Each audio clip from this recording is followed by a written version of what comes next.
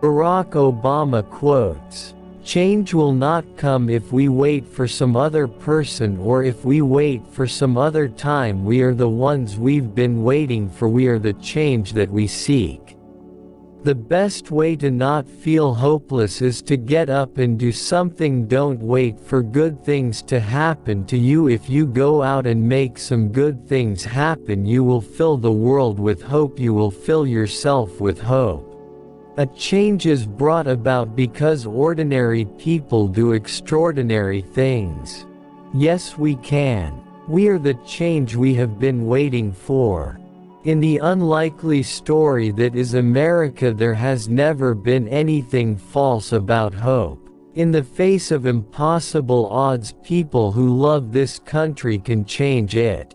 I am inspired by the people I meet in my travels, hearing their stories, seeing the hardships they overcome, their fundamental optimism and decency. I am inspired by the love people have for their children, and I am inspired by my own children, how full they make my heart. They make me want to work to make the world a little bit better, and they make me want to be a better man.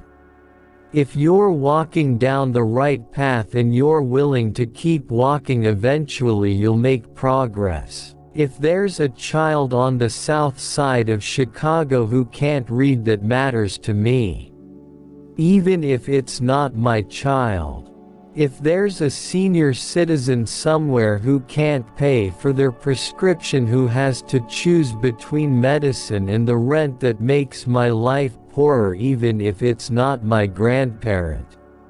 If there's an Arab American or Mexican American family being rounded up by John Ashcroft without benefit of an attorney or due process, I know that threatens my civil liberties. And I don't have to be a woman to be concerned that the Supreme Court is trying to take away a woman's right, because I know that my rights are next. It is that fundamental belief I am my brother's keeper.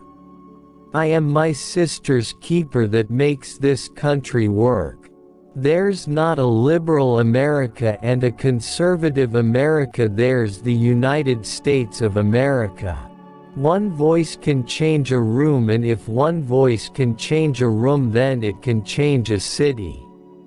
And if it can change a city, it can change a state, and if it change a state, it can change a nation, and if it can change a nation, it can change the world. Your voice can change the world. We don't ask you to believe in our ability to bring change, rather we ask you to believe in yours. I believe in evolution, scientific inquiry, and global warming. I believe in free speech, whether politically correct or politically incorrect, and I am suspicious of using government to impose anybody's religious beliefs, including my own, on non-believers. What I've realized is that life doesn't count for much unless you're willing to do your small part to leave our children, all of our children, a better world. Any fool can have a child. That doesn't make you a father. It's the courage to raise a child that makes you a father. Focusing your life solely on making a buck shows a poverty of ambition. It asks too little of yourself, and it will leave you unfulfilled. It's important to make sure that we're talking with each other in a way that heals, not in a way that wounds. No, you can't deny women their basic rights and pretend it's about your religious freedom. If you don't like birth control, don't use it. Religious freedom doesn't mean you can force others to live by your own beliefs. Making your mark on the world is hard. If it were easy, everybody would do it, but it's not. It takes patience, it takes commitment, and it comes with plenty of failure along the way. The real test is not whether you avoid this failure because you want, it's whether you let it harden or shame you into inaction, or whether you learn from it, whether you choose to persevere. Nothing can stand in the way of the power of millions of voices calling for change. Why can't I just eat my waffle? The worst thing that colonialism did was to cloud our view of our past. Hope is not blind optimism. It's not ignoring the enormity of the task ahead or the roadblocks that stand in our path.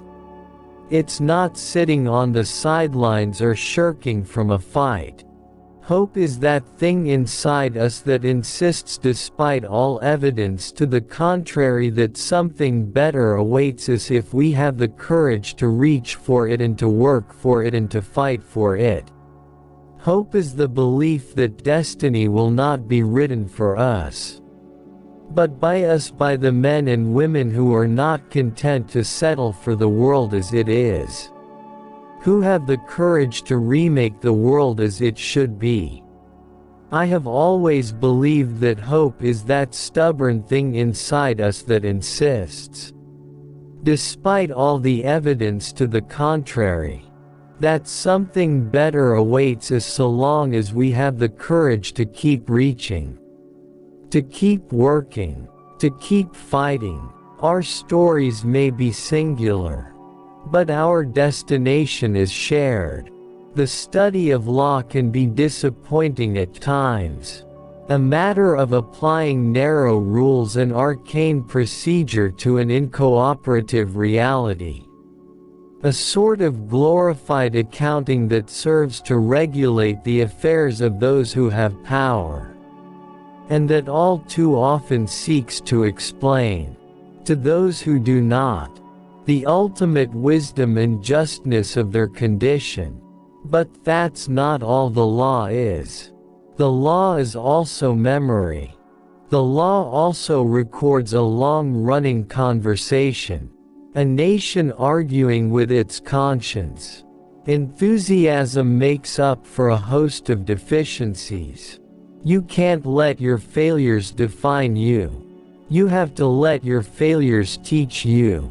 I suspect that God's plan, whatever it is, works on a scale too large to admit our mortal tribulations, that in a single lifetime, accidents and happenstance determine more than we care to admit, and that the best we can do is to try to align ourselves with what we feel is right and construct some meaning out of our confusion.